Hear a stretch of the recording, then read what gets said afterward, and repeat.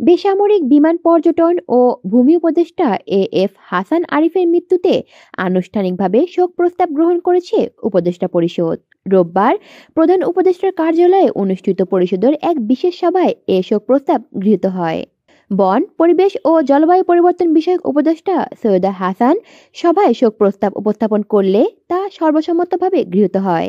সভায় রেজওয়ানা হাসান জানান, সোমবার সকাল 10:30টায় মিরপুর শহীদ বুদ্ধিজীবী কবরস্থানে বীরশ্রেষ্ঠ সিপাহী হামিদুর রহমানের কবরের পাশে হাসান আরিফকে সমাহিত করা হবে। সভার শুরুতে উপদেষ্টা হাসান আরিফের মৃত্যুতে 1 মিনিট নীরবতা পালন করা হয়। এরপর প্রধান উপদেষ্টা প্রফেসর মোহাম্মদ ইউনূস সহ অন্যান্য উপদেষ্টারা হাসান আরিফের স্মৃতিচারণ করেন। প্রধান উপদেষ্টা বলেন, আজ ছোট ছোট অনেক কথাই মনে পড়ছে। তিনি সবসময় আমাকে মনে করিয়ে দিতেন আমরা কিন্তু সমবয়সী। শিশুর মতো সরল ব্যবহার ছিল তার। যত রকম সমস্যা দেখা দিয়েছে, যেখানে কোনো কোন্দল দেখা দিয়েছে, তিনি হাজির হয়েছে তা সমাধানের জন্য। এ এক অপূর্ব লোক আমাদের মাঝ থেকে চলে গেলেন।